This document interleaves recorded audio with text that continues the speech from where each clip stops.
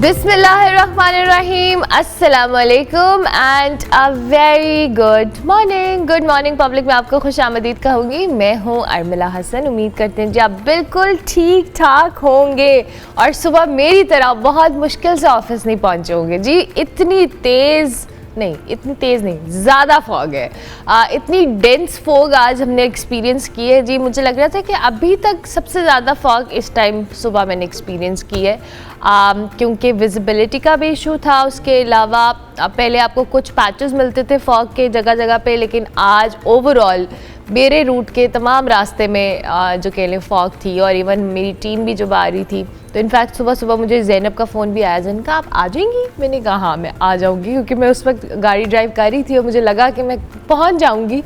अल्लाह खैर ही रखे, लेकिन स्टिल जी फॉग में मेरा it gets very scary for me most of the time. मैंने अपनी टीम को मेंटली प्रिपेयर किया होता कि अगर आगे फॉग ज़्यादा आएगी तो तुम लोग मुझे पिक कराया करोगे, क्योंकि मैं खुद गाड़ी चला के नहीं आया करूँगी। तो लाइक ओके, लेकिन आज उन्होंने चेक कर लिया कि आज पहुँचूंगी या नहीं, क्योंकि मेरे पास पहुँचने के अलावा और कोई ऑप्शन नहीं है, because I have to be here. लेकिन जनाब be safe if you are commuting from home to office या कहीं भी जा रहे हैं आप, कहीं जाने का सोच रहे हैं तो ध्यान से जाएं। टाइम मार्जिन जो है आपने अपने दिमाग में 15 मिनट पहले का रखना है। टाइम से 15 मिनट पहले निकलें ताकि आप स्लो अपनी फॉग लाइट्स ऑन करके सुकून से जाएं। ये मेरी कहानी थी जो मैंने आपको सुबह बताई है कि मैं फॉग में कैसे पहुंची हूँ। ऐसी बहुत सारी कहानियाँ आपको रोड्स पे नज़र आएंगी, लेकिन हमारी जो नुमाइंदा है सादिया मकसूद, वो फॉग में कैसे पहुंची और वो लोगों को इधर उधर पहुंचता हुआ कैसे देख रही है, हम सादिया से बात कर लेते हैं। सादिया अस्सलाम वालेकुम, गुड मॉर्निंग, कैसी हैं आप? जी अर्मिला, शुक्र अल्लाह का, मैं ठीक ठाक। आप कैसी हैं? मैं बिल्कुल ठीक हूँ सादिया। कि आपको ठंड ज़्यादा महसूस हो रही होगी आज? सादिया मुझे बहुत ठंड महसूस हो रही है और मुझे ये भी हो रहा है कि बहुत सारे लोग इतनी डेंस फॉग के अंदर ट्रैवल कर रहे हैं, तो क्या सूरत हाल है? अभी तक उतनी ही फॉग है? अच्छा, इस वक्त तक ये है कि अभी फिल वक्त जो मोटरवेज़ वाली साइड है उन्हें मुख्तलिफ सेक्शन से बंद किया हुआ है, क्योंकि इस वक्त धुंध के हालात काफ़ी ख़राब हैं लाहौर में और ज़ीरो विजिबिलिटी है। मोस्टली जो खुले मैदानी इलाके हैं उनमें तो फ़िलहाल तो कोई चांस ही नहीं है ना विजिबिलिटी का। और मैं ख़ुद बड़ी मुश्किल से घर से यहाँ तक पहुँची हूँ अपने ऑफिस तक, क्योंकि इस वक्त जो दर्जा हरारत है शहर लाहौर का वो कम से कम 6 और ज़्यादा से ज़्यादा 18 डिग्री सेंटीग्रेड तक रिकॉर्ड किया गया है। महकमा मौसमियात का कहना है कि आइंदा 24 घंटों के दौरान बारिश का कोई इम्कान नहीं है, जबकि जो मैदानी इलाके हैं उनमें सर्दी की शिद्दत और धुंध की लहर बरकरार रहेगी। इसके साथ साथ जो मरी गिलियाद और खैबर पख्तूनख्वा के मुख्तलिफ इलाके हैं उनमें बर्फ़बारी का इम्कान है, जबकि PDMA की जानिब से जो अलर्ट जारी किए जा रहे हैं कि वहाँ पे सफ़र से गुरेज करें और शहर लाहौर में भी जो है वो धुंध में सफ़र में एहतियात की जाए ताकि किसी भी किस्म के हादसा पेश ना आएँ। और जो सेफ़ सिटी है, स्पेशली सेफ सिटी भी इसके हवाले से जो है वो जारी कर रहा है बार बार पैगामात के अपने जो आसपास के जो इलाके हैं उनमें एहतियात की जाए और बाहर ना निकला जाए बिला वजह धुंध में। जी अर्मिला। अच्छा मुझे सादिया, मुझे लग रहा है आपको अपनी आवाज़ सुनाई दे रही है तो आपको बॉदर करिए, प्लीज़ इसको सॉर्ट भी कर दें।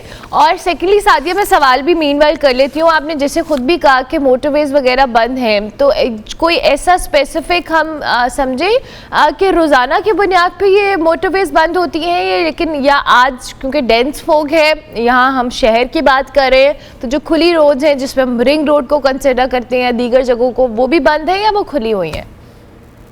जी बिल्कुल, जो मुख्तलिफ मकामात हैं मोटरवेज़ को उनको तो बंद किया गया है। शहर के जो मुख्तलिफ दाखिली और खारजी रास्ते हैं वो तो अभी खुले हुए हैं, लेकिन मोटरवेज़ जो है M2 M3 को जो है वो मुख्तलिफ मकामात से बंद किया हुआ है, क्योंकि कुछ ऐसे इलाके हैं मोटरवेज़ के जहाँ पे धुंध बहुत ज़्यादा ठहर जाती है। उसके बाद जो है वो शहरियों को सफ़र में मुश्किलात पेश आती हैं। इसके साथ आप शहर लाहौर के भी आज हालात देख रही हैं कि किस तरह से आप शहर में भी सफ़र करते हुए जो है वो एहतियाती तदाबीर इख्तियार करनी पड़ रही है, क्योंकि इस वक्त जो है वो मोस्टली एरियाज में ज़ीरो विजिबिलिटी है। जी ठीक हो गया, thank you very much Sadia, बहुत शुक्रिया। सादिया मकसूद हमारे साथ मौजूद थी। जी हमें फॉग के हवाले से बता रही हैं क्या सूरत हाल है इस वक्त लाहौर की, क्योंकि मैं तो अब स्टूडियोज़ में आगे मैं बाहर के हालात आपको सुबह के बता सकती थी, लेकिन सादिया ने हमें अपडेट कर दिया है। बाकी एक और काम भी मैं आपको अपडेट करने का करती हूँ, वो है सियासत के हवाले से। तो PTI की हुकूमत को जी तहरीरी मुतालबा देने के ऐलान के बावजूद हुकूमत के जो मुज़ाकराती कमेटी है उसकी अरकान जो हैं उनकी बानी पीटीआई से मुलाकात कराने का वादा पूरा नहीं कर सकी। साहबजादा हामिद रज़ा साहब ने कल एक टीवी प्रोग्राम में भी और उसके अलावा भी उन्होंने वाज़ेह किया है कि अगर इमरान खान से मुलाकात के बगैर तीसरी मुज़ाकराती नशिस्त हुई और 9 मई और 26 जो नवंबर है उस पर जुडिशल कमीशन नहीं बनाया गया तो शायद चौथी मुज़ाकराती नशिस्त ना हो। कौमी असम्बली में जी अपोजिशन लीडर जो है उमर अयूब साहब, उन्होंने भी कहा है कि अगर हुकूमत वाकई इख्तियार रखती है तो बानी पीटीआई से मुलाकात कराए, जबकि हुकूमती मुज़ाकराती टीम के जो तर्जुमान हैं सेनेटर इरफान सिद्दीकी साहब, उन्होंने तस्लीम किया है कि हुकूमत पीटीआई मुज़ाकराती कमेटी की बानी पीटीआई से मुलाकात करवाने का वादा पूरा नहीं कर सकी। हम जो वादा करते हैं उसे अमली जमा पहनाना चाहिए ताकि हम जब उनसे वादा पूरा करने का कहें तो हमारी बात में भी ज़्यादा वजन हो। दूसरी तरफ जी पाकिस्तान पीपल्स पार्टी ने पंजाब में पावर शेयरिंग फॉर्मूले पर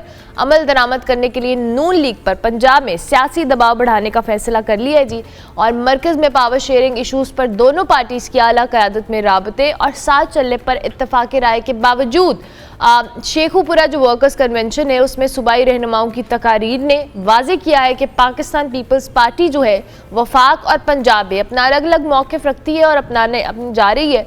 और पीपल्स पार्टी पंजाब के सेक्रेटरी जनरल जो सैयद हसन मुर्तज़ा साहब है उन्होंने भी कहा है कि नून लीग की हिमायत से पीपल्स पार्टी को नुकसान हुआ है। नून लीग का साथ देने का फैसला सियासत नहीं रियासत बचाने के लिए किया था। नून लीग का माजी है, हाल है और ना मुस्तकबिल है। इनके साथ इत्तेहाद में बैठकर हम उनके जो किए गए अमाल की सज़ा भुगतनी पड़ रही है, ये भी कहा गया है। सो ये बात वध गई है जी, और ये बात कितनी वधी है इसमें हम तज्जिया ले लेते हैं। सजाद मीर साहब हमारे साथ मौजूद हैं, सीनियर सहाफ़ी हैं, तज्जियाकार, उनको हम खुश आमदीद कहते हैं। Thank you very much Mir साहब, बहुत शुक्रिया कि आपने अर्ली इन द मॉर्निंग हमें ज्वाइन किया। मीर साहब, ये मुतालबात और मुज़ाकराती टीम की मुलाकात काफ़ी प्रोलॉन्ग हो गया मामला, जिस पे हुकूमत ने वादा भी किया था मुलाकात करवाएंगे, फिर उसके बाद बैरिस्टर गौहर साहब ने भी एक स्टेटमेंट दी। मुलाकात ना होने से जो साहबजादा हामिद रज़ा साहब कह रहे हैं कि अगर ये तीसरी नशिस्त मुलाकात के बगैर हुई तो फिर चौथी नहीं होगी। इसका मतलब तीसरी तो हो सकती है ना मुलाकात के बगैर, वो तो कर लें आप, चौथी फिर देख लेंगे। तो ये सिर्फ बयानात हैं। कहने का मतलब ये है कि बयानात हैं और आकाजी सी सूरत हाल है। उस सूरत हाल में मुलाकात कल नहीं हुई, कल दिन नहीं था, कल तो कोई पहुंचा ही नहीं है। परसों का दिन उन्होंने मुलाकात के लिए रखा हुआ था और आधे कहते हैं कि मुलाकात के लिए कोई भी नहीं पहुंचा, आधे कहते हैं मुलाकात कराई नहीं गई, आधे कहते हैं कि मुलाकात के बारे में हुकूमत जो कुछ सीरियस नहीं है, कुछ कहते हैं कि इमरान ने एक ट्वीट दे दिया था जिस पर बहुत सख्त लहजा इख्तियार किया था, इसलिए मुलाकात नहीं हो सकी। लेकिन बाकी लोगों का ख्याल है कि इसके बावजूद भी मुलाकात होगी, इसमें कोई खराबी नहीं है। और मुलाकात, अब ये भी कहा गया कि मुलाकात का वादा तो एजाज सादिक ने किया था और एजाज सादिक तो मुल्क में नहीं थे, वो मुल्क में बाहर होने की वजह से मुलाकात नहीं हुई। तो हर तरह की बातें हर तरफ से कही जा रहे हैं, इधर से भी उधर से भी तरह तरह की बातें की जा रही हैं। ये एक मुलाकातों में सूरत हाल को कन्फ्यूज करने का तरीका हुआ करता है, जिसमें से कोई एक ऐसा नक्शा निकालना मकसूद होता है जो उनके हस्बे हाल हो। यही सूरत हाल अब हो रही है। कोई कहता है मुलाकात हो रही है, कोई कहता है नहीं हो रही है। और मुलाकात से अब ये भी मरा दिया जा रहा है कि मुलाकात जेल में नहीं हो रही। अब कहते हैं जेल में मुलाकात कराओ, आप खुले मैदान में कराओ, तुम करीब करीब बैठा देते हो, हम कानाफूसी नहीं कर सकते, कोई ऐसी बात नहीं कर सकते जो हम दिल की बात एक दूसरे तक कन्वे करना चाहते हैं वो नहीं अदा कर सकते। तो ये सारी बातें जो है करने का मकसद रहा है इसके सूरत हाल को कन्फ्यूज किया जाए और कुछ नहीं है। मुलाकात हो भी जाएगी और उसके बाद ये जो आम गुफ्तगू जारी है ये भी जारी रहेगी। इसके बाद मुतालबात कितने माने जाते हैं कितने नहीं माने जाते, ये तो मुतालबात उन्होंने दो कर दिए, कह दिए साफ लफ्जों में कह दिया कि हम दो बात बाकी दस्तबरदार होते हैं, एक ये कि हमारे लोग छोड़ो, एक ये है कमीशन कायम करो। अब कमीशन कायम होता है कि नहीं होता है, लोग छोड़े जाते हैं कि नहीं छोड़े जाते, इतनी सी बात रह गई है। और ये बात आपको आज या कल में नजर आएगी कि आगे बढ़ती हुई है। जुडिशल मामलात में भी बात आप देखते हैं कि कुछ ऊंच नीच हो रही है, लोगों को छोड़ा जा रहा है, बहुत लोग लड़के जो गिरफ्तार हुए थे उनकी बेल हो रही है और ये कोशिश की जा रही है कि केस जो है फौजी अदालत में चले। इस तरह की बहुत सी बातें आ रही हैं। तो ये सारी सूरत हाल दोनों तरफ से गुफ्तगू को कंफ्यूज करने के लिए पैदा की जाती है, लेकिन एक तरह की अंडरस्टैंडिंग भी होती रहती है जो हो रही है, बस यही समझा जा सकता है। अच्छा, मतलब ये आपको आपके मुताबिक कि ये अंडरस्टैंडिंग हो रही है बैकडोर पे, इसीलिए ये कंफ्यूजन क्रिएट की जा रही है, क्योंकि हम चले हम नहीं, मैं कहती हूँ अवाम का लफ्ज़ इस्तेमाल कर लेती हूँ, क्योंकि अवाम तो बड़ी कंफ्यूज है कि जी एक तरफ मज़ाकरात की बात कर रहे हैं, दूसरी तरफ नॉन सीरियस भी हैं, फिर नॉन सीरियस एक बंदा कहता है कि जी एक पार्टी कहती है ये मज़ाकरात के लिए सीरियस नहीं है, दूसरा कहता है हम सीरियस हैं लेकिन हमारी मुलाकात नहीं हो रही। तो ये कन्फ्यूजन सिर्फ अवाम के लिए, आपके और मेरे लिए तो नहीं है फिर? देखिए ना, हमने इस मुल्क में बेशुमार मुलाकातें देखी हुई हैं।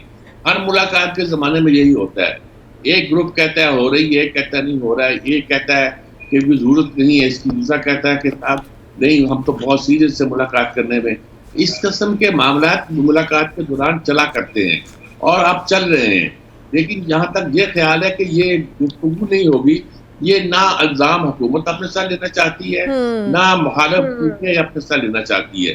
दोनों गुफ्तगू करेंगे, किस हद तक करेंगे, कितना आगे बढ़ेंगे, कितनी एक दूसरे को मुराद देंगे, लेकिन दोनों अपने अपने पॉइंट ऑफ व्यू से पीछे भी हटेंगे, एक दूसरे को मुराद भी देंगे और उनके नतीजे के तौर पर कुछ मुलाकात का नक्शा भी पैदा होता दिखाई देगा। कहाँ जाके रुकती है, कहाँ जाके मामला नहीं बनता, ये अभी कुछ वक्त की बात है, अभी हमें कुछ देर से तमाशा देखना पड़ेगा। ठीक हो गया, कुछ देर ये तमाशा देखना पड़ेगा। मीर साहब, एक तरफ सलमान अकरम राजा साहब हैं, एक तरफ शेर अफजल मरवत साहब हैं। सलमान अकरम राजा साहब कहते हैं पार्टी में शेर अफजल मरवत साहब की बात को कोई बात पार्टी की बात नहीं समझता। उन्होंने कहा मैं जब जाऊंगा तो मैं खान साहब को आपकी ये बात बताऊंगा। तो ये जो शिकवे शिकायत है ये तो पार्टी के अंदर से ही बता रहे हैं एक दूसरे को जाके, अब फिर बाकी डिस्कशन क्या होती होगी जो उनको कहते हैं हमें मौका नहीं मिल रहा। वैसे ये पार्टी कम है, ग्रोथ ज्यादा है। हर आदमी, कोई अब आया है, कोई कल आया था, किसी का पॉइंट ऑफ व्यू कुछ है, किसी का कुछ है। हर एक इस बात का मोहताज है कि अपने कायद को बनाकर कोई पॉइंट ऑफ व्यू इख्तियार करे, और हर बात जो है वो ये समझता है कि अक्ल खुद उसी के पास है। अब सलमान अकरम राजा जो है बड़े वकील हैं, कानूनदान हैं, उनके ख्याल में जो बात कर रहे हैं वो बहुत सलीके से कर रहे हैं, और उनके सलीके से की हुई बात जो है जब कायद को बताई जाएगी, इमरान को बताई जाएगी तो मान देंगे। शेर अफजल मरवत कहते हैं कि भाई असल पुराना आदमी तो मैं हूँ, ये तो जमा 8 दिन की पैदाइश है, इनको क्या पता सूरत क्या है, ये तो सियासत को समझते नहीं। वकील अच्छे होंगे, और उन्होंने तो ये भी इल्ज़ाम लगाया कि ये वकील जितनी फीसें लेते हैं, छोटे छोटे मुकदमात की दी उन्होंने फीसें, इन्हीं मामला पे, यानी कि PTI के मामले पे वो नहीं देनी चाहिए थी। तो गोया एक तरह की लड़ाई जो है विद इन पार्टी भी एग्जिस्ट करती है कि वकीलों का एक ग्रुप है जिसको इमरान ने आगे किया है, दूसरी तरफ बड़बोलों का कुछ ग्रुप है जो सियासत को जिंदा किया हो गया। तो ये सादम सादा जो है ये चलता जा रहा है, और इमरान इसको, मैं ये तो नहीं कहता एंजॉय कर रहा है, लेकिन इमरान को पता है कि यही कन्फ्यूजन उसको कोई रास्ता दे सकती है और उसको बैकडोर में गुफ्तगू करने के लिए मदद दे सकती है। वो बैकडोर को गुफ्तगू करता होगा, और कहा जा रहा है कि कुछ गुफ्तगू हो रही है जो सामने नहीं आ रही। राना सलाउल्लाह साहब ने तो कहा है कि अगर बात कर रहे हैं तो मोहसिन नकवी साहब करें, हमें इस बारे में इल्म नहीं है।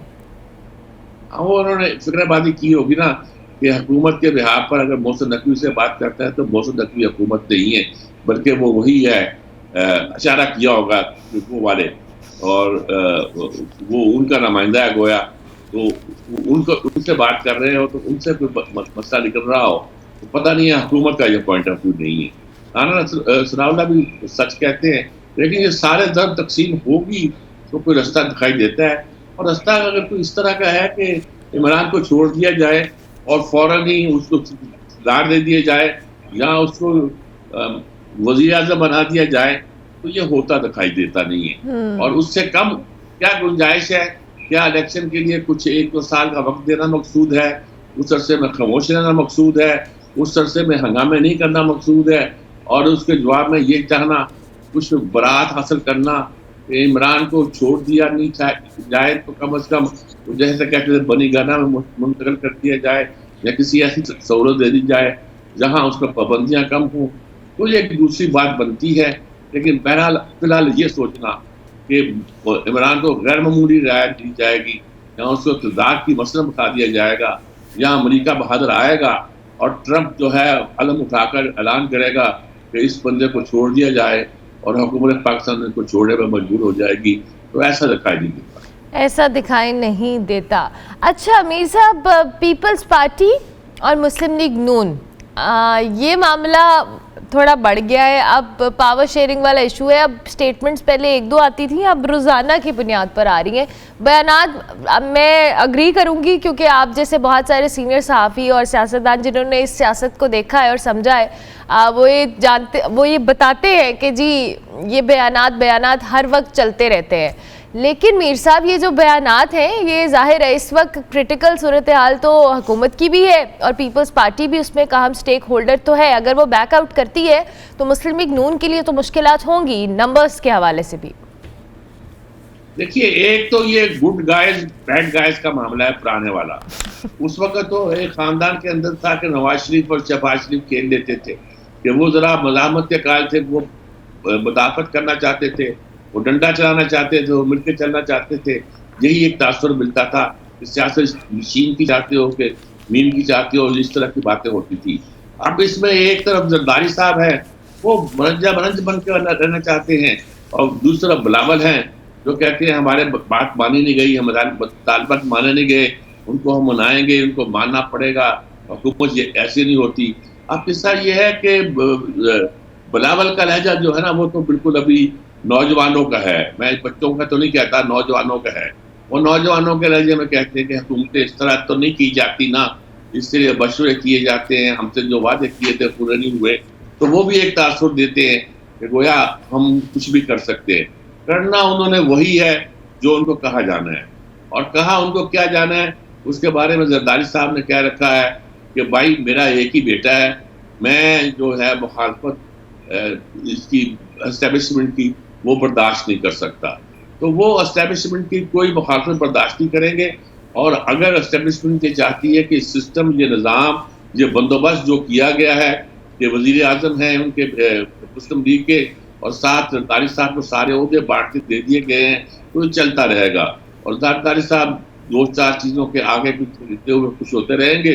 वो कुछ चीज़ें उस पर करते साहब, ये अथॉरिटी बनाई गई है पोर्ट की, तो इसके बारे में हम कॉन्फ्रेंस में लिया गया, वजह है वफा का काम। और साहब ये उन्होंने तरक्याती मनसूबा बनाया है, तय हुआ था हमसे पूछ के बनाया जाए। अब पूछ के बनाना तो शामिल हो जाओ ना हुकूमत में। वजीर बनते नहीं हो, बैठे हुए हो, कहते मजे लो। ये कहते 2 गवर्नर आपके हैं, एक हुकूमत फालतू मिली हुई है बलूचिस्तान की आपको, उसके अलावा सदर आपका है, और बहुत बहुत छोटे बड़े बेशुमार ओहदे आपने दे रखे हैं। उसके बावजूद आप क्या मांग रहे हैं? आप जो कुछ मांगते हैं वो कुछ थोड़ा बहुत और आपको और मिल जाता है, फिर आप चुप कर जाते हैं। फिर आप कहते हैं कि हाँ काला बाग डैम नहीं है ये। अब काला बाग को छेड़ दिया, पोर्ट को छेड़ दिया, पानी को छेड़ दिया, इन मसलों को छेड़ के वफाक को ब्लैकमेल भी कर दिया, वफाक की बात भी मान गई और मामला आगे भी चलता रहा। ये उनका स्टाइल है और इसकी तरफ से बराबर बोलते हैं। और जरदारी साहब है, फिर बाद में इनके गोया चुपके से बात को मान भी लेते हैं। चुपके से क्या, अब उनको मानना ही पड़ता है। वो तो हर वो बात मानेंगे जो उनको एस्टेब्लिशमेंट कहेगी। तो समझे ये एस्टेब्लिशमेंट की खेल है और दिलचस्प है सारा ये। ठीक हो गया। Thank you very much Sajjad Mir साहब, बहुत शुक्रिया आपके वक्त का। सीनियर सहाफ़ी तज्ज़ियाकार सज्जाद मीर साहब हमारे साथ मौजूद थे जी। मौजूदा सियासी सूरत हाल पे अपना तज्ज़िया दे रहे थे। हम ब्रेक लेंगे, ब्रेक के बाद वापस आएंगे। आप देखते रहिए गुड मॉर्निंग पब्लिक।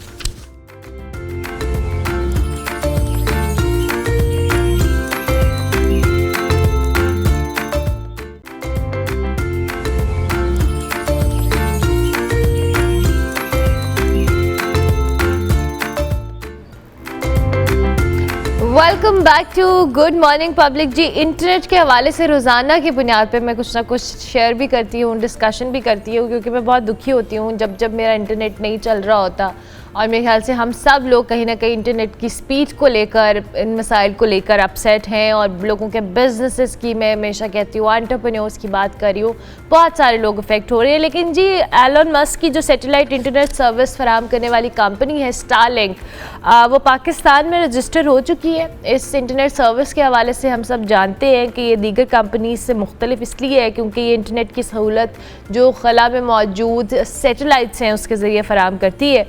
और इस सर्विस का दावा ये है कि जी ये समंदर की गहराई हो, गार हो, जंगलात हों, जो इसके अलावा फ़ज़ाई सफ़र के दौरान आपको इंटरनेट भी काबिल इस्तेमाल होगा। और अब तक पाकिस्तान में जी स्टारलिंक की इंटरनेट सर्विस को बाज़ाब्ता तौर पर लॉन्च नहीं किया गया और इस रजिस्ट्रेशन के बाद भी कुछ फेजेस हैं जिससे इसको गुजरना बाकी है, लेकिन इसका फ़ायदा ये होगा कि दूर दराज इलाकों की बात मैं वैसे क्या ही कर रही हूँ, आपको शहरों में भी सेट इस शायद सर्विस से इंटरनेट अवेलेबल हो, लेकिन दूर दराज इलाकों में भी ये काफ़ी हद तक बेहतर लोगों के लिए इंटरनेट की फरहमी का बाइस बन सकता है। अब इसमें क्वेश्चन ये है कि ये रजिस्ट्रेशन के बाद का क्या प्रोसेस है, और क्योंकि कुछ इसके पैकेजेस की डिटेल्स मेरे सामने पड़ी हुई हैं जो कि अच्छे खासे एक्सपेंसिव हैं, क्योंकि आप रेजिडेंशियल पैकेज की बात करें या आप कारोबारी पैकेज या बिज़नेस पैकेज की बात करें, इन सब की जो अमाउंट है जो पे करनी है वो थोड़ी ज़्यादा है, इनफैक्ट काफ़ी ज़्यादा है। तो ये किस तरह से पॉसिबल होगा, और इस पे हम बात कर लेते हैं। हमारे साथ तो महर साजिद अफजल मौजूद हैं, IT एक्सपर्ट हैं, उनको हम खुश आमदीद कहते हैं। थैंक यू वेरी मच महर साहब, बहुत शुक्रिया कि आपने अर्ली इन द मॉर्निंग हमें ज्वाइन किया।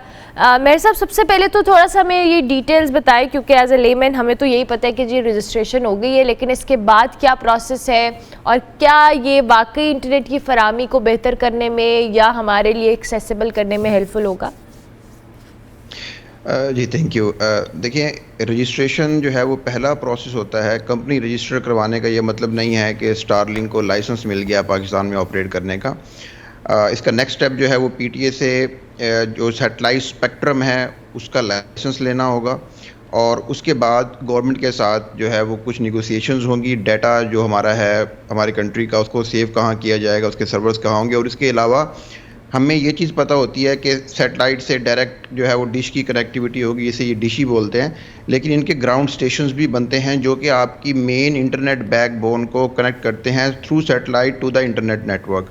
तो वो ग्राउंड स्टेशन कहाँ बिल्ड होंगे वो तय किया जाएगा। उसके बाद इसकी जो टैक्सेशंस हैं या कस्टम ड्यूटीज़ हैं वो तय होंगी, और उसके बाद फिर हम प्राइसेस की तरफ आएंगे कि किस प्राइस पे ये आवाम को अवेलेबल होगी। रिसेंटली इंडिया के अंदर जो प्राइसेस तय की गई हैं वो अराउंड 37 इंडियन रुपीज़, जो कि पाकिस्तानी तकरीबन फिर डबल अमाउंट बन जाएगी, जो डिवाइस की प्राइस है, और 7,000 रुपये इंडियन रुपीज़ पर माह जो है वो कंज्यूमर प्राइस जो है वो उनके आम पैकेज की जो है वो वहाँ पे लॉन्च की गई, जो कि पाकिस्तानी अमाउंट में तकरीबन 15,000 रुपये के करीब अगर इस प्राइस पे लॉन्च किया जाता है तो बनेगी। कंट्री टू कंट्री इनकी प्राइसेस वेरी कर रही होती हैं, तो ये जब पाकिस्तान में लॉन्च होगा हम तब देखेंगे कि इसकी क्या प्राइस है। इसी तरह से जो अभी स्टारलिंक ने डायरेक्ट टू सेल टेक्नोलॉजी जो है वो इंट्रोड्यूस करवाई है, तो उसके हवाले से जो है वो मोबाइल जो है वो USA में उन्होंने कॉन्ट्रैक्ट किया है, जापान में किया, ऑस्ट्रेलिया में किया, न्यूजीलैंड में किया उन्होंने टेलीकॉम कंपनीज के साथ कॉन्ट्रैक्ट, जिसके थ्रू आपके सेल फ़ोन के ऊपर डायरेक्ट जो है वो एक्सेस होगी कॉल करने की, इंटरनेट यूज़ करने की, like a normal cell phone service. तो वो अभी ये ट्रायल पीरियड में है, बीटा पीरियड में है ये चीज़ें। लेट्स सी अगर पाकिस्तान में भी ये चीज़ें लॉन्च होती हैं, लेकिन PTA की अप्रूवल बहुत ज़रूरी होगी, और इसके ऊपर गवर्नमेंट का कंट्रोल थोड़ा कम हो जाएगा इंटरनेट को फ़िल्टर करने में। जो फायरवॉल का इशू हम सुनते हैं उसके ऊपर, तो थोड़ा चैलेंजिंग होगा PTA के लिए इसको अप्रूव करना। अच्छा मेहर साहब, आपने भी बात की कि अभी रजिस्ट्रेशन ये पहला पड़ाव होता है और इसके बाद प्रोसेसेस हैं और फिर डेटा और सारी चीज़ें। अच्छा, मैं थोड़ा सा पाकिस्तान में भी जो इंटरनेट का एक स्ट्रक्चर है, जाहिर है जिसकी अवेलेबिलिटी के हवाले से हम बात करें, मैं आपसे जानना चाहूँगी अब कि जैसे आपने कहा कि PTA का इसमें बड़ा इंपॉर्टेंट रोल ये होगा कि हमने अपने जो डेटा है वो कौन से सर्वर्स में होगा। क्या हमारे पास ये जो डेटा है वो इतना ऑर्गेनाइज्ड है कि हम इसको एक इंटरनेशनल कंपनी जो कि पाकिस्तान में रजिस्टर हो रही है उसको प्रोवाइड किया जाए, और हमें भी उसकी एक्सेस इस तरह से हो कि हमारा डेटा सेफ़ एंड सिक्योर है, और अगर जो इंटरनेट हम इस्तेमाल कर रहे हैं जो अगर हमें बगैर किसी इंटरप्शन के मिल रहा है वो भी हम एक प्रॉपर चैनल के थ्रू हमारे तक पहुँच रहा है? देखिए, अभी तो सूरत हाल ये है कि पिछले दिनों फेसबुक की जो कंपनी है व्हाट्सएप, उसने अपने जो CDN सर्वर्स हैं वो पाकिस्तान से बाहर मूव कर दिए हैं ड्यू टू इंटरनेट डिस्ट्रप्शंस। तो जो गवर्नमेंट ने और PTA ने इस वक्त इंटरनेट की सूरत हाल पाकिस्तान में क्रिएट की हुई है, उस हवाले से तो ये बड़ा मुश्किल लगता है कि कोई कंपनी अपने सर्वर्स पाकिस्तान में रखने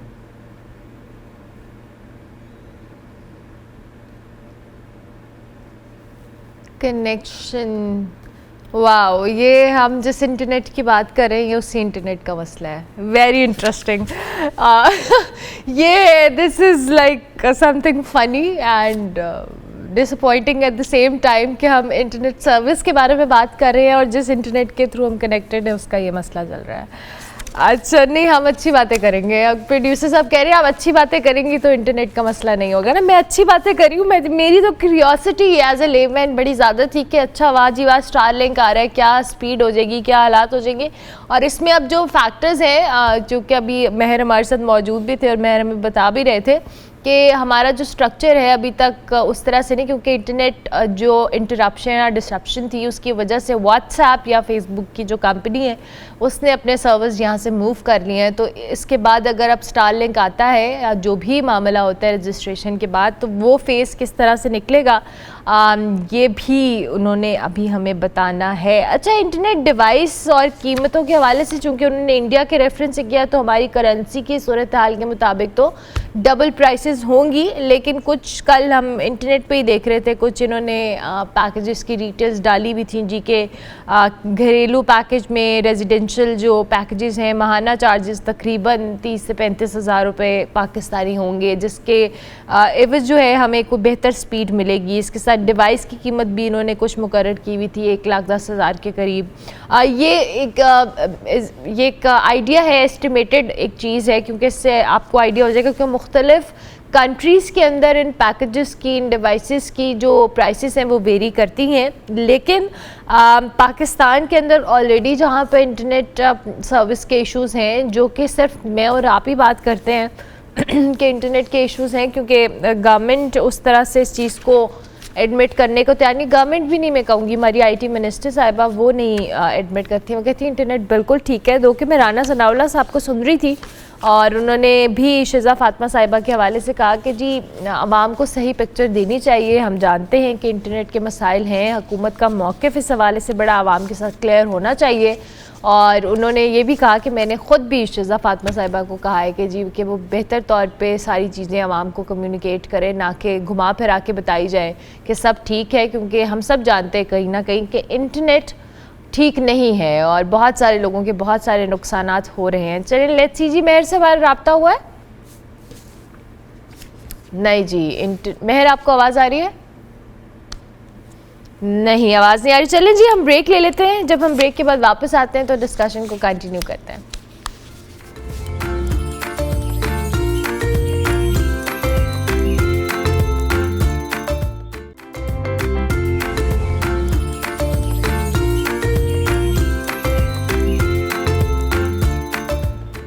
welcome back to good morning public. जी, हम इंटरनेट के हवाले से बात कर रहे थे। महर साजिद अफजल हमारे साथ मौजूद है। महर, आपको मेरी आवाज़ आ रही है? जी आ रही है। I am very surprised. और मैं बाद में आपसे जब कनेक्शन हुआ मैंने कहा जिस इंटरनेट की हम बात करने लगता है माइंड कर गए, इंटरनेट का कनेक्शन ही डिस्टर्ब हो गया है। अच्छा, आप जिस तरह से अभी बता रहे थे, मैं ज़रूर चाहूँगी आप अपनी बात को भी कंटिन्यू करें, क्योंकि हम बात कर रहे थे कि क्या ये सारे फैक्टर्स हुए हैं, जैसे आपने ख़ुद भी कहा कि व्हाट्सएप ने अपने सर्वर्स यहाँ से मूव किए हैं, तो जब स्टारलिंक के लिए या किसी और कंपनी के लिए यहाँ पर अपने सर्वर्स को लाना भी एक चैलेंज होगा।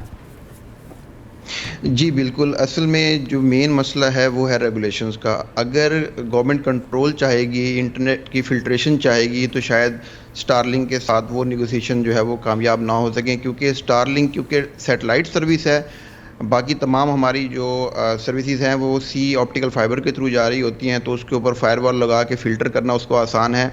लेकिन डायरेक्ट स्टारलिंक का क्योंकि सैटेलाइट कनेक्ट होगा यूज़र के साथ, तो स्टारलिंक कितनी एक्सेस देती है फ़िल्ट्रेशन की गवर्नमेंट को, इसके ऊपर जो है देखना होगा कि उनकी क्या नेगोशिएशन गवर्नमेंट के साथ चलती हैं।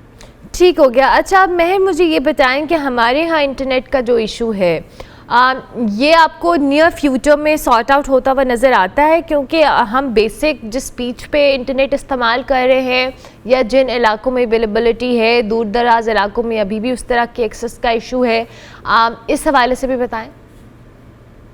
पाकिस्तान में जो इंटरनेट का इशू है ये more of a political issue है। हमारे पास इंफ्रास्ट्रक्चर वाइज इतनी कैपेबिलिटी है कि हम इंटरनेट प्रोवाइड कर सकते हैं। हमारे टेलीकॉम के पास वो इंफ्रास्ट्रक्चर है, हमारे पास 6 केबल जो हैं वो कनेक्टेड हैं, 7वीं केबल अब हमारे पास आ चुकी है। तो ये सिर्फ जो हमारे पास इंटरनेट स्लो डाउन होता है या इसके ऊपर जो मसाइल आते हैं ये पॉलिटिकल चीज़ें हैं। अगर ये आपस में सॉर्ट आउट कर लेते हैं तो टेक्निकली पाकिस्तान में इंटरनेट का कोई मसला नहीं है। टेक्निकली इशू नहीं है, लेकिन ये जो हम फायरवॉल और ये जो शार्क केबल खा गई, ये जो आयरोज, हम इस तरह की बातें सुनते हैं, तो ये सिर्फ आपको लगता है ये भी पॉलिटिकल बातें हैं? इनमें कोई सदाकत नहीं है? ऐसा दुनिया में कहीं नहीं होता? जैसे बिलावल कहते हैं पता नहीं कौन सी शार्क है जो पाकिस्तान की तारीख आ जाती है। जी, मैं ख़ुद बहरीन में रहता हूँ और आए रोज़ जब मैं सुनता हूँ, अभी पिछले दिन सुन रहा था कि कतर से केबल डिस्कनेक्ट हो गई है, तो कतर बहरीन ये बिल्कुल साथ साथ हैं। तो यहाँ तो कभी हमें मसला नहीं आया इंटरनेट का कि ऐसा कुछ हो गया हो, ना ही दुनिया में कभी देखा जाता है। तो ये बेसिकली जब से फायरवॉल इंस्टॉल हुई है तब से ये मसला आया, और मैंने पहले भी बहुत दफ़ा ये बात बताई है अपने सोशल मीडिया हैंडल्स पर भी, और गवर्नमेंट को समझाने की भी कोशिश की है कि इससे नुकसान ही होगा हमें। फायरवॉल करती क्या है बेसिकली कि आपका एक मिडल मैन खड़ा कर देती है इंटरनेट ट्रैफिक के अंदर। तो आपने ट्रैफिक को एनालाइज करना है, और उस इतनी हाई वॉल्यूम में वो ट्रैफिक होती है कि उसको रियल टाइम में एनालाइज जब किया जाता है तो एक तो इंटरनेट स्लो होता है, दूसरा ये टेक्निक यूज़ करते हैं फायरवॉल के थ्रू, से कहते हैं ट्रैफिक थ्रॉटलिंग।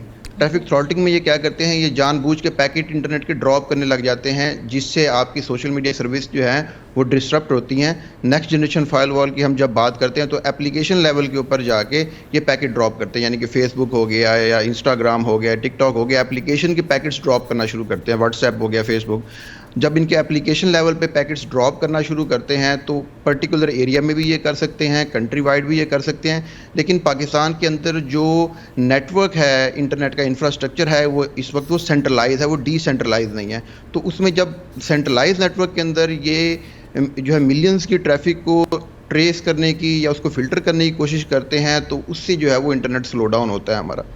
ओके तो अच्छा, मैं 4G और 5G की हमेशा बात करती हूँ कि हम 4G जो है हमारे पास, उसमें भी ऑलरेडी बड़े मसले हैं, और दुनिया तो 5G के ऊपर चली गई है, और हमारे यहाँ कोई चांसेस हैं कि हम 5G भी एक्सपीरियंस करने का मौका मिले हमें यहाँ पाकिस्तान में?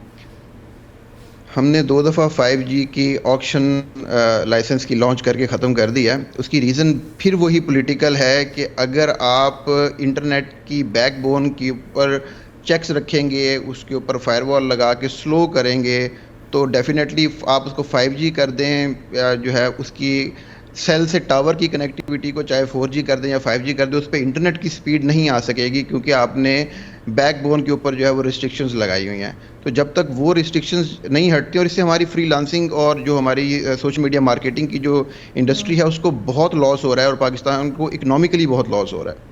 आई एग्री, ठीक हो गया, थैंक यू वेरी मच। महर साजिद अफजल हमारे साथ मौजूद थे जी, IT एक्सपर्ट, और उनके मुताबिक स्टारलिंक की रजिस्ट्रेशन है, इसके बाद बहुत सारे फेजेस से उसे गुजरना है। Let's hope for the best. हम ब्रेक लेते हैं, ब्रेक के बाद वापस आते हैं।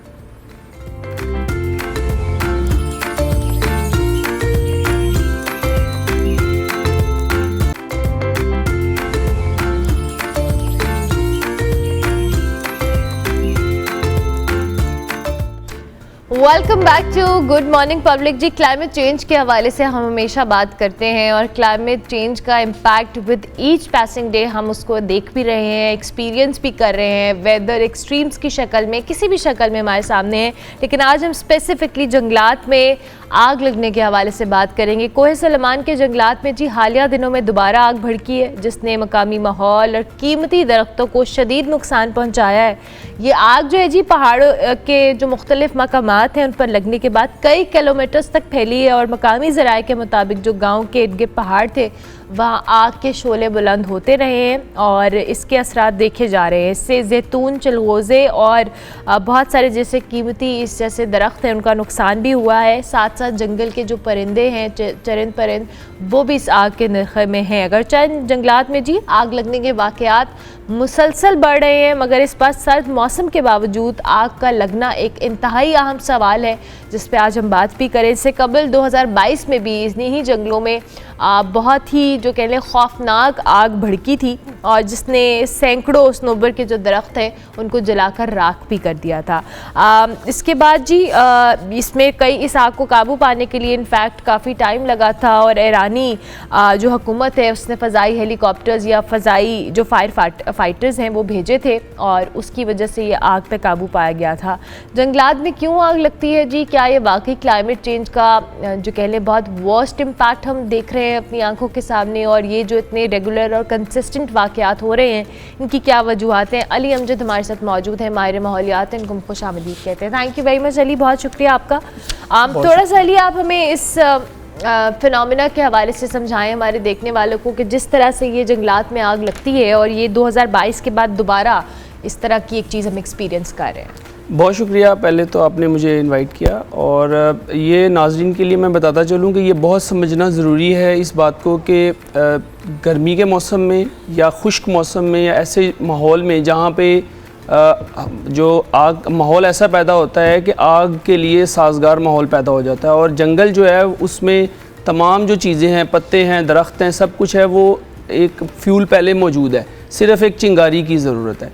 तो आम जो इस पे ओपिनियन लोगों का यही है कि ये गर्मी की वजह से और जो कुदरती असरात हैं उनकी वजह से ऐसा होता है, मगर पूरी दुनिया इस वक्त ग्लोबल वार्मिंग और क्लाइमेट चेंज के ज़ेर असर है, जिसमें हमारा इंसानों का बहुत ज़्यादा असर है। तो इस वक्त अमेरिका में जो है लॉस एंजलिस में भी बहुत ज़्यादा वाइल्ड फायर चल रही है, और उसकी वजह ये कि सर्दी के मौसम में ऐसा होना जो है वो आप आम इंसान को समझ नहीं आता। तो इसमें जो एक्सपर्ट ओपिनियन यही कहता है कि क्लाइमेट चेंज और जो ग्लोबल वार्मिंग है उसकी वजह से सर्दी के मौसम में भी खुश्की और गर्मी, ग्लोबल वार्मिंग ऐसी फैल रही है कि जिसकी वजह से जंगलात का आग लगना बहुत कॉमन हो गया। और इस वक्त दो एक्सट्रीम्स चल रही हैं एक ही मुल्क के अंदर, अमेरिका में एक तरफ हैवी स्नोफॉल और दूसरी तरफ वाइल्ड फायर यानी कि जंगलात की आग। तो इससे हमें यही सीखना है कि हमें अपनी जो इस्तिदाद है इन जंगलात से और इन मौसमी तब्दीलियों को से निपटने के लिए वो हमें बढ़ानी है। तो इसमें हर एक को अपना किरदार अदा करना है, सिर्फ हुकूमत इस पे अपना काम नहीं कर सकती। बहैसियत इंसान हमारा भी अपना किरदार है, और बहैसियत इदारों और बिजनेसेस इन सब को मिल के काम करना होगा, क्योंकि ये एक ग्लोबल चैलेंज है, तो पूरी ग्लोबल कम्युनिटी को इस पे मिल के काम करना होगा। अच्छा, ये ग्लोबल चैलेंज की आप बात करें, क्या जाए? हमें तो जाहिर है इन जंगलात के साथ एक पूरा इकोसिस्टम है वो डैमेज हो रहा है। हम परिंदों की बात कर रहे हैं, हम उन दरख्तों की बात कर रहे हैं जो कि इस इकोसिस्टम के अंदर एक बहुत इंपॉर्टेंट रोल प्ले करते हैं। तो हम क्या किया जाए, क्योंकि ये वो फिनोमिना है जिसको हम सिर्फ सुनते हैं, we have no control over that. हम उसको कंट्रोल कर सकते हैं फायर को, बट स्टिल हमें उस चीज़ के हवाले से अवेयरनेस तो होनी चाहिए। इसमें दो जो है बहुत अहम चीज़ें हैं। एक ये है कि वो इक़दामात जो हुकूमत को करने हैं, और एक वो है जो इक़दामात एक आम इंसान कर सकता है। तो हुकूमत के करने के काम तो ये हैं कि जंगलात से में जो आग लगती है उनसे बचाव के इक़दामात करे, अपनी आग बुझाने की सलाहियत को बढ़ाए। जैसे कि ईरान ने हमारी मदद की थी 2022 में, और वो उन्होंने हवाई जहाज़ भेजा था जो फायर फाइटिंग के काम आया, और हमारा कुछ डैमेज कंट्रोल हुआ। तो ये इस्तिदाद बढ़ाना, इसके अलावा आवाम में आगाही फैलाना कि जब लोग जंगलात में जाते हैं तो उनकी गलती से भी आग लग सकती है, तो ये भी एक मुमकिनात में से है। इसके हवाले से तालीम फैलाई जाए, लोगों को अवेयर किया जाए, और जो लोकल फायर फाइटिंग की कैपेसिटी है उसको बढ़ाया जाए। तो ये हुकूमती सतह के काम है। अब एक आम इंसान जो है वो क्या कर सकता है कि हम एक घर में रह रहे हैं, हम जो एनर्जी यूज़ कर रहे हैं, हम जो फ्यूल यूज़ कर रहे हैं, हमें अपना कार्बन फुटप्रिंट देखना है। अब कार्बन फुटप्रिंट आजकल निकालना कोई मसला ही नहीं है, हर इंसान के पास एंड्रॉयड फ़ोन है और आप ऐप्स के ज़रिए अपना कार्बन फुटप्रिंट देख सकते हैं। तो हमें अपने लाइफस्टाइल को चेंज करना है, और पूरी दुनिया इस पे काम कर रही है अक़वाम मुत्तहिदा के ज़ेर असर, जिसमें हर मुल्क के टारगेट्स हैं कि उन्होंने कार्बन एमिशंस को कम करना है। कार्बन एमिशंस हमारी कई सोर्सेज से आती हैं, जिसमें दो मेजर हैं।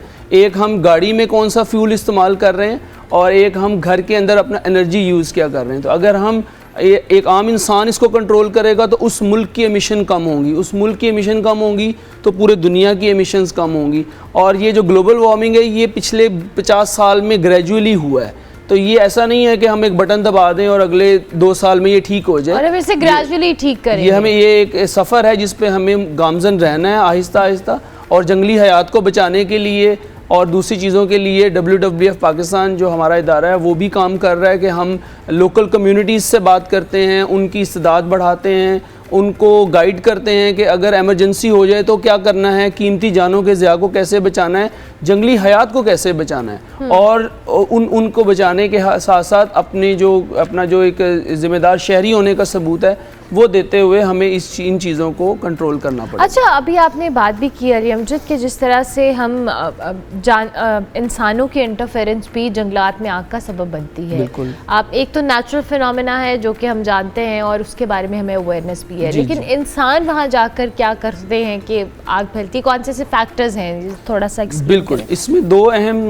जो कॉमन चीज़ें हैं वो नज़र आती हैं। एक तो ये है कि वहाँ लोग अगर जाते हैं, कोई गया है और उसने सिगरेट वगैरह अगर इस्तेमाल किया है तो ये उसका वो जब फेंकता है और वो अगर पूरी तरह बुझा नहीं है तो वो तो अपनी तरफ से सिगरेट का वो बाकी हिस्सा फेंक गया, लेकिन वो आहिस्ता आहिस्ता आग सुलगती है और अगर खुश्क माहौल है तो आपको नहीं पता, वो हो सकता है कि 10 घंटे बाद वो आग आहिस्ता आहिस्ता अपना रूप पकड़ ले। तो ये जो हमारे महकमा जंगलात के लोग हैं इनको अवेयरनेस भी है, ये आने वाले लोगों को आगाही तो देते हैं, मगर आवाम को भी चाहिए कि वो उसमें अपना किरदार अदा करे और ऐसे अवामिल से बचें।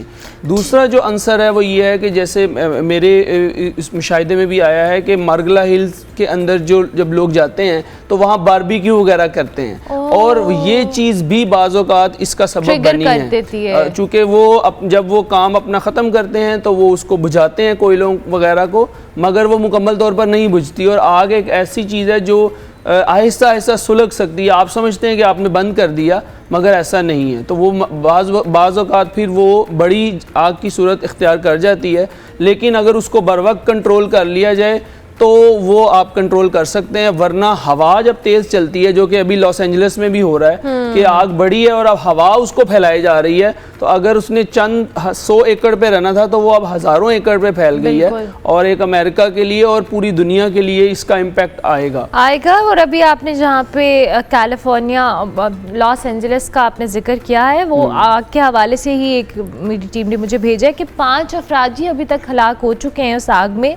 फायर फाइटर्स जी 3 मुख्तलिफ मकामात पर आग बुझा रहे हैं, लेकिन इसके बावजूद जो मुतासरा इलाके हैं उनको इलाका मकीनों को फौरी घर खाली करने के हवाले से भी कर हॉलीवुड हिल्स तक ये आग फैल चुकी है और आप इसके इर्द गिर्द बहुत सारे ऐसे हॉलीवुड स्टार्स और सेलिब्रिटीज़ भी रहते हैं जिनकी यहाँ पे रिहाइशें भी हैं, उनको भी वहाँ से जाने के हवाले से कहा। ये जो आप फुटेज देख रहे हैं ये CNN ने ही रिपोर्ट की है और इसके अलावा जी बहुत सारी जो फिल्मी सरगर्मियाँ आपको पता है वो भी LA के अंदर होती हैं और वहाँ पे भी ये सारी चीज़ें डिस्टर्ब हुई हैं और साहली इलाके के एक जो पॉश इलाका है वहाँ पे ये आग दाखिल हुई और अब तक काफ़ी नुकसान पहुँचा चुकी है, जहाँ पे टीवी और फिल्म रिलेटेड काफ़ी सेलिब्रिटीज़ भी रहते हैं और उनको भी अपने घर खाली करने पड़े हैं। सो ये वो फैक्टर्स हैं। और अभी जिस तरह अली अमजद भी बता रहे थे कि ये जब हम मारगला हिल्स में भी हमने इस तरह की बहुत सारी प्रैक्टिस देखी और हम जब जाते हैं इन जगहों पे तो हम अपने तौर पे तो इंटरटेनमेंट कर रहे होते हैं, लेकिन कहीं ना कहीं हम बहुत बड़े पैमाने के ऊपर कहीं ना कहीं नुकसान पहुंचाने के भी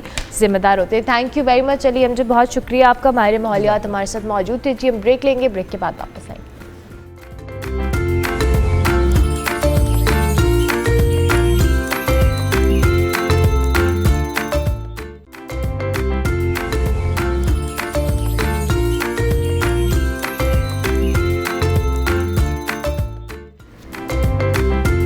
welcome back to good morning public जी। ब्रेक के बाद वापस आ गए। अब हमारा जो ये सेट है वो लाउंज में कन्वर्ट हो जाता है। आपको पता है 10 बजे के बाद ऑनवर्ड्स हमारे शो में हम लाउंज बेस जो डिस्कशंस हैं वो करते हैं और यहाँ पे कुछ बड़ी इंटरेस्टिंग बातें भी होती हैं। आज हम मुख्तलिफ जैसे एज़ यूजुअल बड़े डाइवर्स टॉपिक्स को लेकर आए हैं। आज हम फोटोग्राफी की बात करेंगे, एक साइकोलॉजिकल पॉइंट ऑफ व्यू से एक मुख्तलिफ टॉपिक को डिस्कस करेंगे और साथ साथ आज हम कसूर के हवाले से बात करेंगे जी। कसूर का जो पंजाब का एक बहुत तारीख़ी शहर भी है, हम सब जानते हैं, हज़ारों साल जो पुराने सकाफ़ती और तारीख़ी विरसे से भी माला माल है। अपनी जोग्राफियाई अहमियत के हवाले से तो ये मशहूर है ही, लेकिन इसकी जो मजहबी और तारीख़ी तौर पर और अगर फ़नून लतीफ़ा की बात की जाए तो उस हवाले से भी इसमें बहुत जो गहरी जड़ें मौजूद हैं। कसूर मुख्तलिफ़ तहज़ीबों का जी गहवारा रहा है और इन तहज़ीबों में जब हम सबसे पहले इम्पॉर्टेंट बात करते हैं वादी सिंध की तहज़ीब है और ये शहर एक ऐसा मरकज़ रहा है जहाँ मुख्तलिफ़ कल्चर्स का जो कह लें इम्तजाज हुआ है वो ब्लेंड हुए हैं।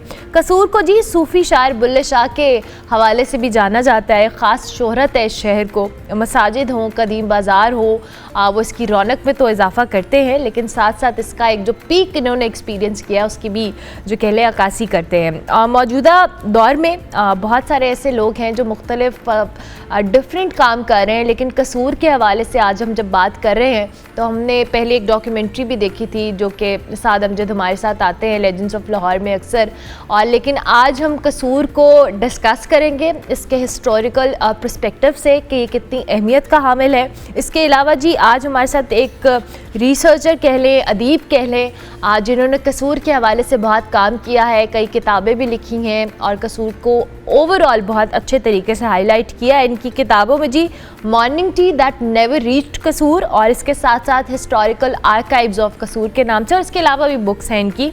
अमजद ज़फ़र अली साहब हमारे साथ मौजूद हैं जिन्होंने कसूर के हवाले से बड़ा काम किया, उनको हम खुश आमदीद कहते हैं। अस्सलाम वालेकुम जी, कैसे हैं आप? वालेकुम सलाम जी, thank you, I am fine.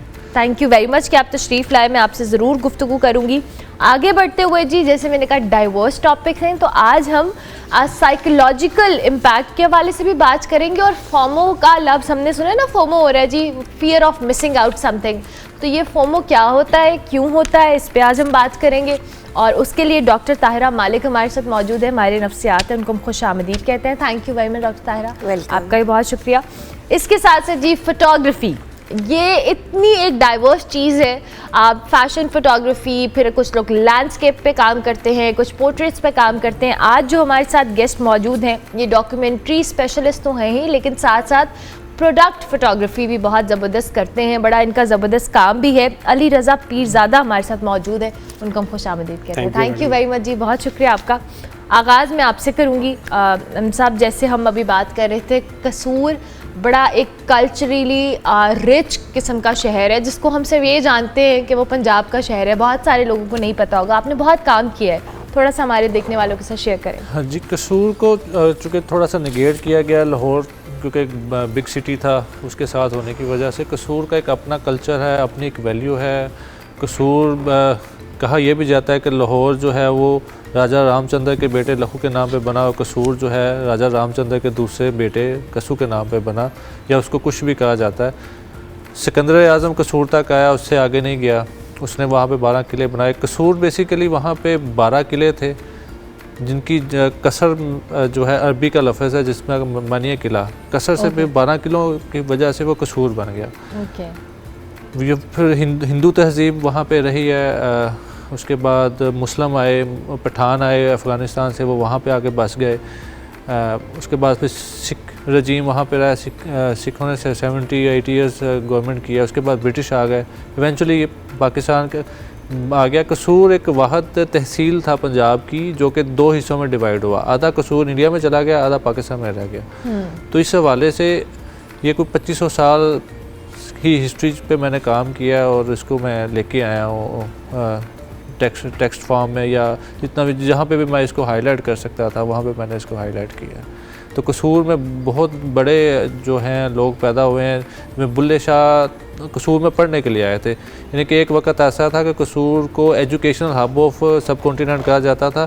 Bulleh Shah उच्च गलियां से उठ के कसूर पढ़ने के लिए आए, वारिस शाह जंडियाला शेर खां से पढ़ने के लिए कसूर आए, और बुल्ले शाह वारिस शाह दोनों क्लास फेलोज़ हैं। अच्छा, ओके ओके। तो हाफ़िज़ ग़ुलाम मुर्तज़ा कसूरी के पास ये वहाँ पे पढ़ते थे। वो मस्जिद अभी भी कायम है, वो हुजरा अभी भी कायम है, वहाँ पे बाहर पे फ़ारसी की प्लेट भी लगी हुई है जहाँ पे ये पढ़ते रहे हैं। Okay okay. तो वो क्योंकि जंगें इतनी ज़्यादा हुई हैं, मुग़ल जब डाउनफॉल हुआ है तो कसूर का जो एजुकेशनल हब था वो सारा डिस्ट्रॉय हो गया। ओके ओके ओके, ठीक हो गया। उसके साथ साथ जी हमारे पास बाकी 2 मेहमान भी मौजूद हैं। मैं थोड़ा सा ये भी बात करूँगी कि अमजद साहब ने कसूर के हवाले से ही क्यों इतना काम किया और इनका जो इंटरेस्ट था वो क्यों रहा।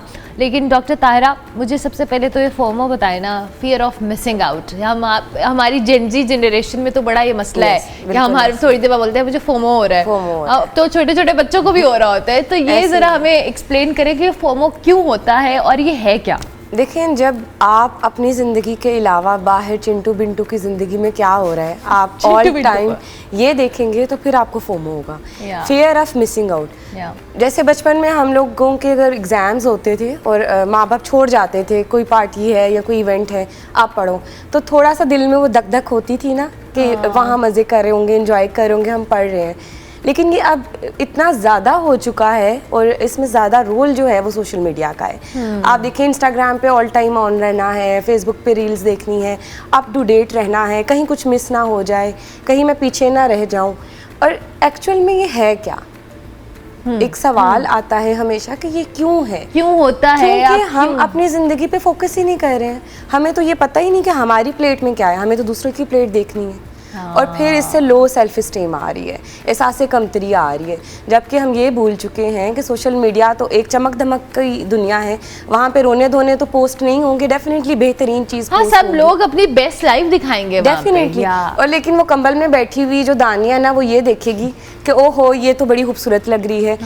जो लग रही है वो शायद घर में भी आप जैसी ही लग रही है। एग्जैक्टली।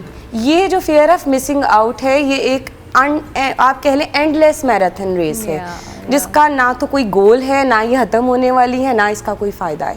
हाँ, नुकसानात की एक लंबी लिस्ट है जो कि हमारे जेनजी हैं, हमारी नई आने वाली नस्ल इसमें बहुत बुरी तरह मुब्तला हो चुकी है। You are so right, you are so right. अच्छा जी, अली रज़ा, आपका काम बड़ा ज़बरदस्त है। अब तो फैशन फोटोग्राफी हो, प्रोडक्ट फोटोग्राफी हो, इसका लोगों को पता भी चल गया है और लोग बड़ा इंटरेस्ट भी लेते हैं। थोड़ा सा अपने काम के हवाले से हमारे देखने वालों को बताएं कि स्पेसिफिकली आप किस चीज़ पे, आपकी जो डोमेन आप समझते हैं कि ये मेरी एक्सपर्टीज़ है। जी, मेरी वैसे तो बेसिकली एक्सपर्टीज़ जो है वो फ़ैशन है और फैशन फोटोग्राफी में ज़्यादा कर रहा हूँ।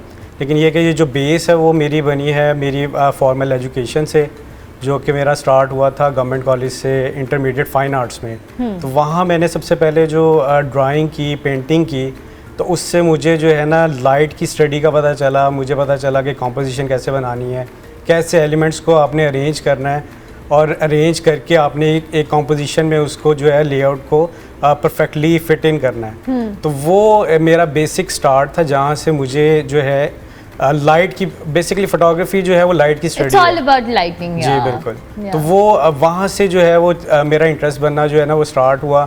उसके बाद ग्रेजुएशन जो है वो मुझे लकीली पंजाब यूनिवर्सिटी में मैंने ग्राफिक डिज़ाइन पढ़ा, एडवर्टाइजिंग पढ़ा। तो वो सारी चीज़ें मर्ज होते होते जो है ना वो एक पैशन और प्रोफेशन बन गया फ़ोटोग्राफी। तो वो ये है कि जो भी ट्रेंडिंग चीज़ें चल रही होती हैं उसको एक्सपेरिमेंट करते हैं और उसको एग्जीक्यूट करने की कोशिश करते हैं। ज़बरदस्त। तो मुझे ये बताएं कि ज़ाहिर है विद टाइम अब फोटोग्राफी में भी बहुत जो कह लें ना डाइवर्सिटी आ गई है। हर कोई लाइटिंग, कैमरास, जदीद टेक्नोलॉजी उसका इस्तेमाल कर रहा होता है। आपने ओवर द टाइम क्या चीज़ें एक्सपीरियंस की हैं कि जो जद्दत है, इज़ इट गुड? बिल्कुल, आपको मॉडर्न जो ट्रेंड्स हैं उनको फॉलो करना पड़ता है। देखिए, अगर आप उसको फॉलो नहीं करेंगे तो आप आउटडेटेड हो जाएंगे। नो डाउट कॉन्सेप्ट और जो आपका क्रिएटिव जो प्रोसेस है वो मैटर करता है, लेकिन उसके साथ साथ आपको बड़ा विजिलेंट रहना पड़ता है कि जो ट्रेंडिंग इक्विपमेंट है, जो ट्रेंडिंग टेक्नोलॉजी है, उसको आप अडॉप्ट करेंगे तभी आप एक जो है वो टॉप नॉच जो आपकी लेयर है उसके अंदर जो है वो आप आ सकेंगे। अदरवाइज आप पीछे रह जाएंगे। Very important. अच्छा जी, अमजद साहब अपनी किताबों के हवाले से भी बताएं, और मेरा जो सवाल है वो वहीं का, वाई कसूर, नॉट एनी अदर सिटी? देखिए, जिस मिट्टी में आप पैदा होते हैं उसका कुछ हक होता है आपके ऊपर। मैंने जब मैट्रिक किया था मैंने कुछ रिसर्च देखी कसूर के हवाले से, तो उस वक्त मुझे कोई ऑथेंटिक चीज़ नहीं मिली, यानी कि कोई किसी किताब में कोई रेफरेंस मिल गया कि कभी किसी किताब में मिल गया। तो 2010 में मैंने अपनी पहली book morning tea that never reach कसूर वो मैंने लिखी। उसके बाद थोड़ा सा गैप आया। गैप के बाद भी दोबारा से रिसर्च मैंने जब स्टार्ट की तो मैंने हिस्टोरिकल आर्काइव्स ऑफ कसूर, उसकी उर्दू ट्रांसलेशन पब्लिक डिमांड पे मैंने कसूर तारीख़ के आईने में की। तो अभी रिसेंटली मेरी बुक एक कसूर माशाल्लाह 1919 आई, जिसमें मैंने ये प्रूव करने की कोशिश किया कि जो मशहूर ज़माना जलियांवाला बाग का वाक़या था उसकी रूट कॉज कसूर में थी। तो वो उस एंगल को भी किसी ने एक्सप्लोर नहीं किया था। मेरी बुक्स में जो कसूर की हिस्ट्री पे है उसमें 17 चैप्टर्स हैं, तो मैंने वो नोट में लिखा है कि 17 चैप्टर्स मीन्स 17 बुक्स। वाह। तो अभी एक चैप्टर के एक टॉपिक पे मैंने वो कसूर माशाल्लाह लिखा है, यानी कि इतना अभी कुछ बाकी है। मैंने एक ट्रेंड सेट कर दिया है, ये आने वाली नस्लों का काम है, ये आने वाले लोगों का काम है जो रिसर्चर्स हैं कि इसको मज़ीद एक्सपेंड करें। अच्छा सॉरी मैं आपको इंटरप्ट करिए, जो भी आपने जिस वाक़े का जिक्र किया जिसकी रूट कॉज आपने कहा कि कसूर में है, हमें थोड़ा सा बताएं, क्योंकि अभी तक उसके जो स्टैटिस्टिक्स हैं मुसलमानों की शहादत के हवाले से, क्योंकि ओनरशिप लेने को कोई तैयार नहीं था, वो भी बताइएगा। देखिए जलियांवाला बाग वो बेसिकली एक एक्ट पास हुआ था, ब्रिटिश ने किया था, तो उसके बाद हुआ वो एक्ट इतना था कि वो कायदे आज़म ने भी अपनी जो लेजिस्लेटिव असम्बली की सीट से रिज़ाइन कर दिया था, गांधी ने भी प्रोटेस्ट शुरू कर दिए। तो कसूर वालों ने पहले किसी प्रोटेस्ट में पार्ट नहीं लिया था। जब वो सबकी तरफ से प्रेशर आना शुरू हुआ तो उन्होंने 11 अप्रैल 1919 को प्रोटेस्ट किया। वो प्रोटेस्ट पुरतशद्दुद हो गया और 12 अप्रैल को कुछ ब्रिटिश ऑफिसर्स को कसूर के अवाम ने मार दिया। फिर डायरेक्ट कसूर के अवाम पे गोली चली और वहाँ पे कोई पब्लिक जो है उसमें सारे मौजूद थे, यानी कि वो एक ऐसा पॉइंट था जिसमें हिंदू, सिख, मुस्लिम, ईसाई सब एक पॉइंट पे इकट्ठे हो गए थे। तो वो पब्लिक में गोली चली। उसके बाद कसूर में फिर एक मैसेज, वायरलेस मैसेज गया कि if the troop has to fire they should make an example. Kasur में तो सुकून हो गया, बट अगले दिन जलियांवाला में जब वो बैसाखी मना रहे थे सिख और सारे कम्युनिटीज़ मिलके, वहाँ पे डायरेक्ट फायर हुआ। तो वहाँ पे 1000 जो कैजुअलिटीज़ इसके करीब हुई। तो उसके बाद कसूर में फिर मीन्स के वो वाक़या तो हो गया, इतना बड़ा वाक़या हो गया, 1000 के करीब बंदा उसमें जो कैजुअलिटीज़ थी। बट उसके बाद कसूर में पूरे पंजाब में माशरा लग गया। कसूर में फिर 7 साल के बच्चे से लेके 70 साल के बूढ़ों तक कोड़े मारे गए। वो सरेआम जो है वो फांसियाँ दी गई। तो वो एक यानी कि वाक़े की वो बेस जो थी वो मैंने रूट काज देखी कि जलियांवाला ट्रिगर हुआ है कसूर की वजह से। अच्छा अभी आपने अपनी एक किताब का भी जिक्र किया, मैं फिर दोबारा से इस वाक़े पे भी आती हूँ। आपकी किताब थी जी morning tea that never reached Kasur, इसका टाइटल का ज़रा हमें बताएं। 65 की जब वार थी तो वहाँ पे एक हमें बड़ा मशहूर मिलता है कि जी लाहौर का सुबह का नाश्ता जो है लाहौर जाके करेंगे। वो एक वायरलेस मैसेज मैंने एक जगह पे पढ़ा था, मुझे वो कैची लगा कि जी the morning tea will be served in Kasur. तो वो ओबियसली वो नहीं आ सके कसूर वाले सेक्टर में। वो फौज जो थी वो खेमकरण तक चली गई। अच्छा। तो वो इसी वजह से मैंने इस टाइटल को बेस बना लिया, morning tea that never reached कसूर। तो वो ये कसूर की तारीख पे लिखी जाने वाली पहली किताब थी जो कि किसी भी एंगल से कसूर के सारे जो हिस्टोरिकल पर्सपेक्टिव है, तारीख है, उसको एक्सप्लोर कर रही है। अच्छा मेरा एक सवाल है, फिर मैं बाकियों की तरफ भी जाती हूँ। जैसे आपने खुद भी कहा, क्या हमने कसूर जिस तरह से आप अभी हमें बता भी रहे हैं और बहुत सारे लोग इसको औलिया की या दीगर जो कह लें मुफक्किरीन की सरजमीन भी कहा जाता है, बड़ा कल्चरली रिच एक चीज़ है, क्या हमने उसको उतनी उसकी इम्पोर्टेंस को समझा है या हम उसकी वो ओनरशिप लेते हैं? देखें कई जगहों पे तो ये भी आया, बट मुझे कोई अभी तक प्रूफ नहीं मिला कि बुल्ले शाह के ऑब्वियसली जो एक पहले उस्ताद थे शाह इनायत कादरी, फिर हाफिज़ गुलाम मुर्तज़ा कसूरी, शाह इनायत कादरी को भी कसूर से निकाल दिया गया था। उसके बाद कई कहानियों में, कई जगहों पे सुनने में ये भी आया कि बुल्ले शाह का जनाजा भी नहीं होने दिया गया था, उनको कसूर में दफन करने की भी इजाज़त नहीं थी। ऑनरशिप तो अब सारी ले लेते हैं, बट वो उस वक्त अभी मुझे कोई ऑथेंटिक प्रूफ नहीं उसका मिला, बट जो सीना ब सीना बात चली आ रही है कि बुल्ले शाह का जनाजा नहीं होने दिया, वो जनाजा ख्वाजा सलाम ने पढ़ाया था। हाँ ये बात ठीक है कि वो शहर के किसी कब्रिस्तान में दफन नहीं हुए थे, एक वीरान एरिया था आउटसाइड वाल सिटी, वहाँ पे उनकी कब्र बनी थी। आज उसी मज़ार के गिर्द सारा शहर रोटेट कर रहा है। कसूर में उससे पहले भी शाह कमाल चिश्ती हैं जो कि फरीदगंज फैमिली से हैं, वो बुल्ले शाह से भी 300 साल पहले के हैं। उनका दरबार ब्यास के किनारे पे, उससे पहले भी कोई बुज़ुर्ग आए हैं। तो कसूर में सूफीज़म बहुत ज़्यादा था, इसी वजह से तो लोग आके यहाँ पे पढ़ना चाहते थे, सूफीज़म सीखना चाहते थे। सही सही सही, ठीक हो गया। अच्छा जी डॉक्टर ताहिरा, जैसे अभी आपने बात की कि हमारे यहाँ सेल्फ इस्टीम की कमी आ रही है और हम कुछ भी मिस आउट नहीं करना चाहते हैं। वो टाइम ये चीज़ बहुत ज़्यादा जो कह लें ट्रिगर भी हो रही है। एंड आई हैव एक्सपीरियंस्ड कि हम सब, इवन हमारी जनरेशन भी या हमारे पेरेंट्स भी, चले पेरेंट्स पे नहीं, मैं अपनी जनरेशन तक अगर रुकूं तो यहाँ पर अभी भी लोगों को सोशल मीडिया जो ऑब्सेशन है ये आपके नर्व्स पे सवार हो रहा है। हम मुख्तलिफ कॉम्प्लेक्सेस के अंदर जा रहे हैं। अब वही बात आपकी बड़ी अच्छी थी कि हम अपनी सबसे good side of life social media पे दिखाते हैं, वी डोंट इवन रियलाइज कि उसके घर में भी वही मसले होंगे जो शायद हमारे हैं। बिल्कुल। सो ये जो फैक्टर है ये कितना ख़तरनाक है? ये बहुत ज़्यादा खतरनाक है। मैं अगर आपको अपने क्लिनिक की प्रैक्टिसेस का रेशो देखूं तो रिलेशनशिप पे इतना बुरा इसका असर आ रहा है कि बीवियां लड़ रही हैं हस्बैंड से कि उसके हस्बैंड ने ये दे दिया, ये कर दिया, वो क्यों नहीं किया है। बच्चों की ये है कि हमें all time up to date इसलिए रहना है, जब कन्वर्सेशन होगी दोस्तों में तो मेरे पास न्यूज़ सबसे बेस्ट होनी चाहिए, मेरे पास डिस्कशन के लिए टॉपिक्स होने चाहिए, बातें होनी चाहिए। इससे हम जो रियलिटी ग्राउंड है ना उससे दूर हो गए हैं। रियल क्या है, आप अपने लिए आप खुद को उस पॉइंट पे लेके जाने के लिए क्या करें कि लोग आपको जाने, या जो आपने वो किसी ने अचीव किया है वो आप खुद कितनी एफर्ट कर रहे हैं। आप तो सिर्फ देख रहे हैं, आप फॉलोअर्स बना उनके बढ़ा रहे हैं। आप कब उस पॉइंट पे पहुंचेंगे कि लोग आपको सुने, उसके लिए मेहनत करनी पड़ती है, उसके लिए आपको बिस्तर से उठना पड़ता है, अपनी स्टडीज़ पे फोकस करना पड़ता है, बीवियों को घर को देखना होता है। अगर हम ये देख रहे हैं, अक्सर बीवियों की ये रहती है कि उसके हस्बैंड ने उसको ट्रिप दे दिया, ये कर दिया। पहले आपके घर में सुकून होगा, सुकून से हस्बैंड बाहर जाएगा, कमाएगा और फिर वो शायद आपको ट्रिप भी स्पॉन्सर करें। लेकिन हम तो एक कंपटीशन में हैं और सबसे मज़े की बात ये है कि हम कंपटीशन किससे करें जिन्हें हम जानते भी नहीं हैं, जिनके बारे में हमें पता ही नहीं है कि वो असल जिंदगी में किन स्ट्रगल से दो चार है, वी डोंट इवन रियलाइज। या तो ये फोमो को मुझे अब लगता है कि हमें इस कॉन्सेप्ट को एम्ब्रेस करना चाहिए जो कि जोमो है, जॉय ऑफ मिसिंग आउट। आप देखिए इंसान की वर्थ क्या, अब इससे होता क्या है, एक्स्ट्रा कमिटमेंट है, इधर भी जाऊंगा उधर भी जाऊंगा, ये भी करूंगा वो भी करूंगा, ताकि मुझे लोग, मैं सेंटर ऑफ अटेंशन बन के रहूं। जबकि असल भेड़ चाल तो हर कोई चल लेता है, असल मज़ा तो ये है कि जब आप अकेले स्टैंड आउट करें और आप अपनी पर्सनालिटी पे काम करें। तो हमें जोमो के ऊपर काम करना है, ना कि फोमो को जो है वो स्प्रेड करना है। Very good term Jomo, right.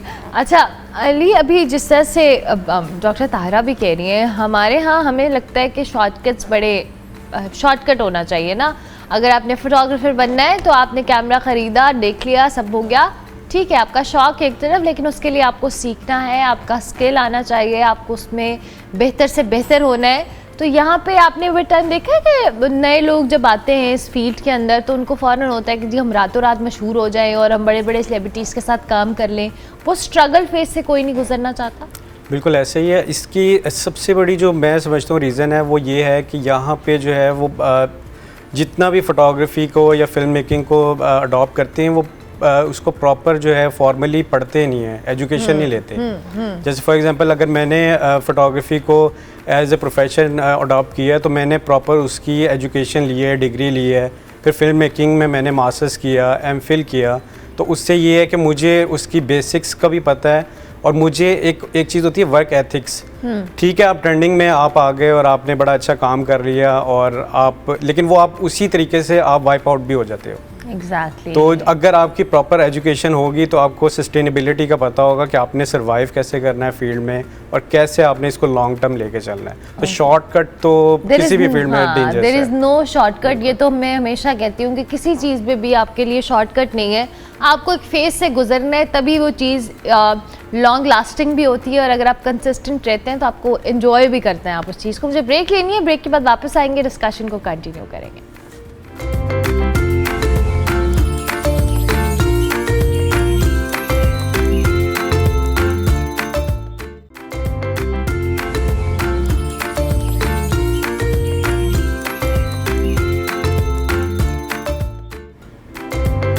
Welcome back to good morning public. जी प्रोग्राम का बिल्कुल आखिरी हिस्सा हम चाह रहे हैं कि हम इसमें मज़ीद ज़्यादा से ज़्यादा बातें करें और जिस तरह से हमारे साथ अमजद साहब भी मौजूद हैं।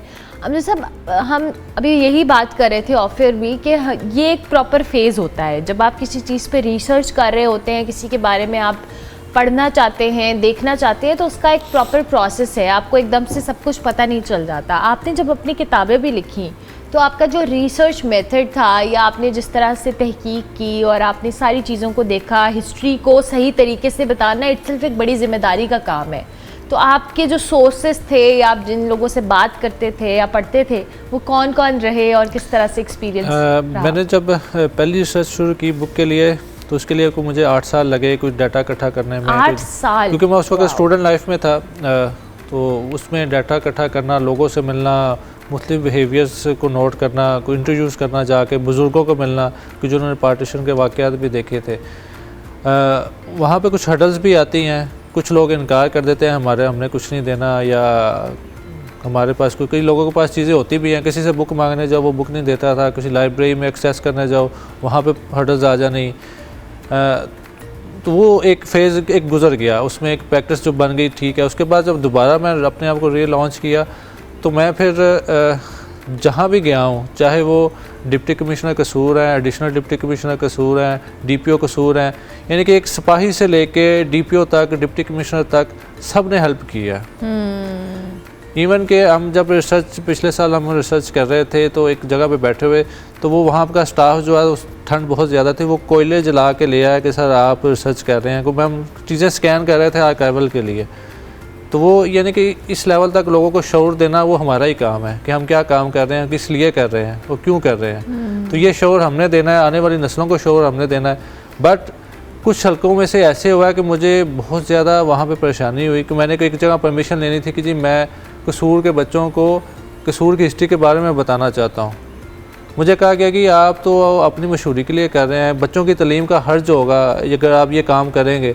अगर आपको अपने शहर की हिस्ट्री बताने में बच्चों की तालीम का कोई 1 घंटे में बच्चों की तालीम का हर्ज हो रहा है, तो मेरा ख्याल है कि फिर बाकी जो काम हो रहे हैं, हाल है फिर हमारे सिस्टम का। आप देखें ना कि जो बच्चे एजुकेशन भी ले रहे हैं वो क्या ले रहे हैं, कुछ भी नहीं ले रहे। मैं बैठी हूँ, मुझे कसूर का कितना पता है, हालांकि ये पंजाब का एक शहर है। मैंने कसूर के ही बच्चों को कसूर के बारे में बताना था, अपनी एफर्ट, मैं किसी से कुछ पैसे नहीं ले रहा, कोई डिमांड नहीं कर रहा, अपना फ्यूल खर्च करके जा रहा हूँ, अपनी एनर्जी अपनी रिसर्च में शो करना चाह रहा हूँ ताकि बच्चों को नॉलेज हो, कल को किसी कम्पिटेटिव एग्जाम में बैठें, वर्ल्ड लेवल पे बैठें और फिर अपने शहर को तो बता सकें। ओनरशिप तो ले, आप बच्चों के अंदर वो कॉन्सेप्ट ही नहीं डाल रहे ओनरशिप का कि आप किसी चीज़ को ऑन करें। हम अगर लाहौर में रहते हैं, मुझे इतने अरसे बाद अब चूंकि हमें बताना होता है, पढ़ना होता है, तो मुझे लाहौर की हिस्ट्री का थोड़ा थोड़ा आइडिया हुआ है, वरना कहाँ हमारे स्कूल्स में, हमारे कॉलेजेस में ये बताया जाता है कि जिस शहर में आप रहते हैं उसकी तारीखी अहमियत क्या है। मैंने फाइनली जब परमिशन ले ली हायर अथॉरिटी से, मैं जब लेक्चर्स डिलीवर करने गया तो वहाँ पे 30-30 साल पुराने जो प्रोफेसर्स बैठे हुए थे ना कि हमारी ज़िंदगी में ये फ़र्स्ट टाइम है कि कसूर की हिस्ट्री पे कोई बात कर रहा है। तो ये सारी हर्डल्स आती हैं, परेशानियाँ भी आती हैं, मगर जब आप एक तैयार कर लेते हैं कि ये काम करना है तो फिर वो अल्लाह रास्ते खोल देता है।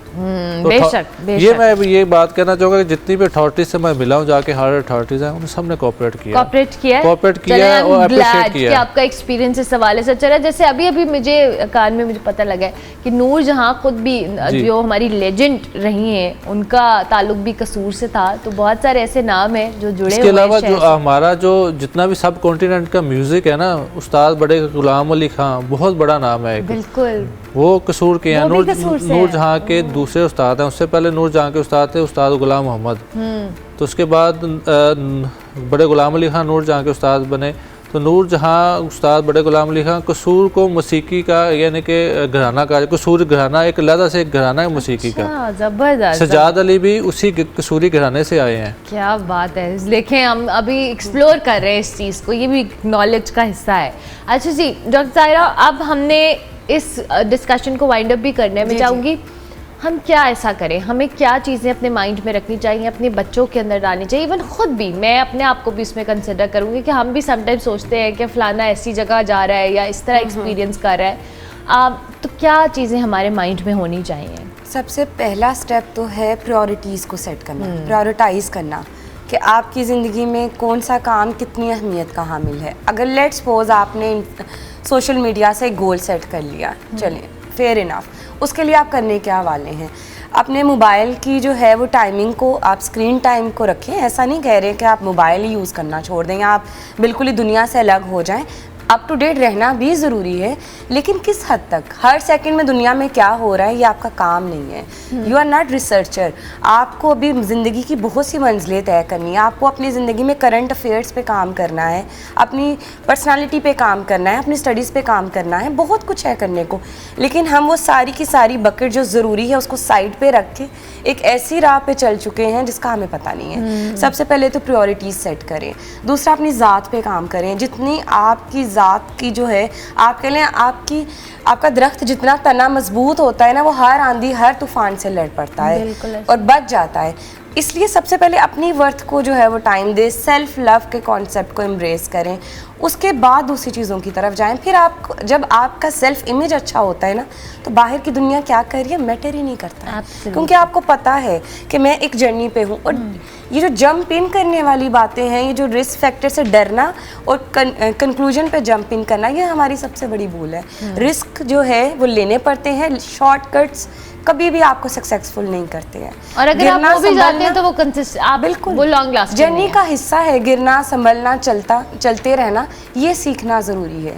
प्रायोरिटाइज करें, यही मैं कहूँगी आप प्रायोरिटाइज करें। ठीक हो गया। अच्छा मुझे अरे आप ये बताएं, जैसे हम अभी बात भी कर रहे थे कि इक्विपमेंट का भी बड़ा इंपॉर्टेंट रोल होता है, लेकिन किस हद तक एक चीज़ जो आपने पास है, एक जो गैजेट है, उसका रोल आपके स्किल का जो उसमें किरदार है, और उसके साथ साथ आपका जो ब्रेनस्टॉर्मिंग या आइडिया की एग्जीक्यूशन है, या हम एक स्टोरी बोर्ड है या स्टोरी टेलिंग वाला मामला होता है, वो कितने इम्पोर्टेंट होता है इस सारे फैक्टर्स को मिला के? इसमें जो है ना 50-50% आप इसको कंसीडर कर सकते हैं कि 50% आपका इक्विपमेंट जो आपके रिसोर्सेज हैं वो बहुत मैटर करता है, और 50% ही आप रेशियो लगा लें कि आपका जो कॉन्सेप्ट है, थिंकिंग प्रोसेस है, आपने क्या क्रिएटिव जो है रिसर्च की हुई है, वो चीज़ बहुत ज़्यादा मैटर करती है कि उससे ही आपका एक इमेज जो है ना वो क्रिएट होगा, आपका एक विजुअल जो है वो क्रिएट होगा, उसकी एग्जीक्यूशन हो सकेगी। और कितना एक्सपेरिमेंटल होना ज़रूरी है एक फोटोग्राफर? ऑब्वियसली जब आप स्टार्ट करते हैं तो वो स्टार्ट आपका एक्सपेरिमेंटल ही होता है, आपका काम अभी इतना मैच्योर नहीं होता। आप आहिस्ता आहिस्ता बहुत सारी चीज़ें सीखते हैं, फील्ड में बहुत सारी चीज़ें सीखते हैं, बहुत सारे आप ऐसी आपको एक्सपीरियंसेस होते हैं जो कि आपके लिए गुड नहीं होते, लेकिन उसमें डिसहार्ड होने की ज़रूरत नहीं है। उसमें ये है कि आप प्रैक्टिस करते रहें, अगर आप में पैशन और इंटरेस्ट होगा तो आप एक्सेल कर जाएंगे। बहुत सारे मेरे स्टूडेंट्स भी हैं, स्पेशली गर्ल्स हैं, फीमेल्स हैं, उनको मैं ये कहता हूँ कि ये एक परसेप्शन बना हुआ है कि फ़ोटोग्राफी और फिल्म मेकिंग जो है ना बड़ी एक्सपेंसिव फील्ड है। तो आपको अगर इंटरेस्ट है और आपका एक पैशन है तो आप इसको कंटिन्यू करें, वो आप ग्रेजुअली आप उसको क्रिएट कर लेते हैं, रिसोर्सेज आप बना लेते हैं। और पाकिस्तान में जो है ना नॉर्मली स्पेशली फीमेल्स के लिए, लड़कियों के लिए बहुत स्कोप है, एक बहुत सारे एरियाज हैं जो खाली है अभी। ऐसे एरियाज हैं जिसमें जो हमारी लड़कियां जो है ना स्पेशली फीमेल्स जो हैं वो बड़ा अच्छा काम कर सकती हैं और अपनी वो एक पहचान बना सकती हैं, अपनी आइडेंटिटी बना सकती हैं और उसमें जो है ना वो एक्सेल कर सकती हैं। We have very good female photographers, I must say. मैंने कुछ के साथ काम भी किया है और बहुत कम तादाद है, और अली सो राइट कि इतनी बड़ी मार्केट में स्पेस है इन ख़वातीन फोटोग्राफर्स के लिए। I know Tooba, a lot of girls who are working और बहुत ब्रिलियंट काम कर रही हैं इवन फैशन फोटोग्राफी के अंदर। एंड आई थिंक कि इस स्कोप को मज़ीद अगर अब बढ़ाया जाए या स्पेस दी जाए, और लड़कियों को ख़ुद भी मेरे ख्याल से इंटरेस्ट तो है, बट अपॉर्चुनिटी ज़ाहिर मिलेंगी तो चीज़ें बेहतर होंगी। अच्छा जी अमजद साहब, अब ये जो 200 साल पुराना नक्शा है, ये भी आपने कसूर का कोई तैयार किया, हमें ज़रूर बताएं कि ये आपने कैसे इसको एग्जीक्यूट किया। इस ये मैं कहूँगा, ज़रूर कैमरा जी प्लीज़ इसको कैप्चर कीजिएगा। ये बेसिकली कसूर एक वाल सिटी होता था, उसके अलावा 8 गेट थे कसूर के। वो कुछ मैंने जब गलियां घूमा हूँ, मैं एक एक गली में गया हूँ, तो वो मेरे जहन में आया था कि वाल कैसी होती है, क्योंकि वाल जो थी वो 1875 में फ्लड आया था, उसमें सारी वाश आउट हो गई थी। ठीक है, ठीक है। तो वाल की उसकी वाल की एक निशानी अभी पड़ी हुई है, वहाँ पे खड़ी हुई है वाल छोटी सी। तो मैंने एज्यूम किया कि ये ऐसे होता होगा, ऐसे होता। विजुअलाइज मैंने अपनी वाइफ को साथ बिठा के मैं इसको विजुअलाइज रफ पे हमने किया। हमें पता चला कि ये एक कज़न है हमारी, तो वो फाइन आर्ट पढ़ रही है, उसके पास गया कि इसको नीड कर दो। फिर हमारे एक दोस्त मीडिया से उनका ताल्लुक़ था, काफ़ी पुराने, पाकिस्तान से बाहर चले गए, नबील तिरमजी, तो वो उनसे मैंने कहा मैं इसको AI लगा के देखें क्या होता है। तो जब AI लगाई तो हमारे पास ये एग्जैक्ट वही नक्शा बन गया। अभी भी कसूर ऐसा ही है। ये सारा ये वाल सिटी है। ब्यास यहाँ से गुजरता था, ब्यास अब बंद हो चुका है, वहाँ से ब्यास गुजरता था। ये 8 किले इसके राउंड में थे कि जो अटैक आए, पहले जो बाहर वाले किले हैं छोटे छोटे जिनको कोड कहा जाता है, यहाँ पे अटैक आए, उसके बाद जो है वो मेन सिटी के ऊपर फोकस हो। तो ये एक डिफेंस सिस्टम भी था जो कि कसूरियों का बहुत मजबूत था। इवन के जब सिख गवर्नमेंट में अटैक, रंजीत सिंह ने कसूर पे 4 दफ़ा अटैक किया, उसके बाद जाके वो कैप्चर हुआ था। बिल्कुल ठीक है। तो ये एक आइकॉनिक चीज़, इस पे डिप्टी कमिश्नर कसूर ने मुझे फिर अवार्ड भी दिया, कैश अवार्ड दिया। तो इस साल ही डिप्टी कमिश्नर जो नए आए औरंगज़ेब साहब, उन्होंने और एडिशनल डिप्टी कमिश्नर और हमारे जो साथ में पॉलिटिकल जो लीडर हैं वहाँ पे नईम सफदर अंसारी, तो उन्होंने मुझे जो है निशान कसूर का जो एक वहाँ पे रिकॉग्निशन है वो दी कि मैंने कसूर की हिस्ट्री पे काम किया। अरे ज़बरदस्त, वेरी गुड वेरी गुड। अच्छा, ये जो अब जिस हम नक्शे की बात करें, वॉल सिटी का आपने जिक्र भी किया। लाहौर में अगर हम देखें वॉल सिटी बड़ा काम हुआ है, इसको उन्होंने इन्हांस किया है, उसकी हिस्टोरिकल पर्सपेक्टिव से बड़ी चीज़ें उसमें खोली भी हैं। आप क्या कसूर की जो वॉल सिटी है वहाँ पे कुछ काम हुआ है या कोई प्लान है? अभी कसूर की वॉल सिटी पे काम नहीं हुआ। कसूर में 400 साल पुराने गुरुद्वारे भी हैं, मंदिर भी हैं। वॉल सिटी के अंदर जो है बहुत ज़्यादा इमारतें हैं। अभी मेरी कामरान लशारी साहब से और दीगर लोगों से बात चल रही है कि उसको प्रिजर्व कर लिया जाए। होई होप कि कुछ ना कोई एक्शन हो जाएगा। लेकिन इनका बहुत बुरा हाल हुआ है, जो फुटेजेस चल भी रही हैं जी, इन म्यूज़ियम्स का, या जिन आप गुरुद्वारों और मुख्तलिफ छोटे म्यूज़ियम्स में अगर कन्वर्ट किया जाए तो ये अच्छी एक चीज़ है, अगर इसकी हिस्टोरिकल पर्सपेक्टिव से हमने इसको अगर प्रिजर्व करना है, राइट। ये तो लेकिन बहुत बुरा हाल है अमजद साहब यहाँ पे। जी ऐसे ही है कि लोगों को शऊर नहीं है, क्योंकि अगर शऊर होगा तो वो चीज़ों को प्रिजर्व कर लेंगे। लोगों को शऊर नहीं है। मैंने बहुत कोशिश कर रहा हूँ, की भी है। अभी मैं आपको रिसेंटली एक एग्जांपल देता हूँ। वहाँ पे एक तालाब है जो कि 300 साल अशनान पाउंड उसको कहा जाता था, तो वो बड़ा एक तारीखी चीज़ बनी हुई है, अच्छी है। उसकी भी मैंने डिप्टी कमिश्नर साहब से कहा कि सफाई करवाई, 2 दिनों में उनकी सफाई होगी, मगर लोग फिर भी उसमें कूड़ा फेंकना शुरू हो गए। यानी कि लोगों को शऊर देना है। गवर्नमेंट तो अपना काम कर लेगी, वो एक दफ़ा सफाई होगी, 2 दफ़ा करवाएंगे, वो भी उकता जाएंगे फिर कि जी हम रोज़ सफाई करते हैं। शऊर देना लोगों आवाम को देना चाहिए। हाँ वैसे वो राइट। और इवन साद ने ये जो साद अमजद है जिन्होंने ये सारा काम किया भी हुआ है, उन्होंने मैसेज अपने जो सोशल मीडिया है उस पर ये फुटेजेस डालकर मैसेजेस भी डाले थे कि जी इंडिया से जो लोग यहाँ वहाँ माइग्रेट होकर गए हैं यहाँ से, वो मैसेज करे, तो उसको बड़ा अच्छा रिस्पांस आया। और ये वो सेइंग के बड़ी अच्छी लोगों ने कहा। और साद जाहिद इनफैक्ट सॉरी, उन्होंने इन सारी बिल्डिंग्स की फुटेजेस डाली और इंडिया में लोगों ने उनको बड़ा रिस्पांस दिया कि वो यहाँ से जो माइग्रेट होकर गए थे, लोगों ने उनको कहा कि उनको अफसोस भी ज़ाहिर हो रहा था कि इन जगहों के जो हालात हैं वो बड़े बुरे हैं। और ये जो फुटेजेस आप देख रहे हैं उन इलाकों के जिनकी हिस्टोरिकल बड़ी एक इम्पोर्टेंस है। साद को मैंने ये सारा टूर करवाया। हाँ जी, साद ने हमें बताया था, साद जाहिद ने, कि आपने उनको ये टूर कराया। और उसके बाद ये सारी चीज़ें जो कसूर को लेकर आज हम बात भी करें, इसकी वजह भी यही है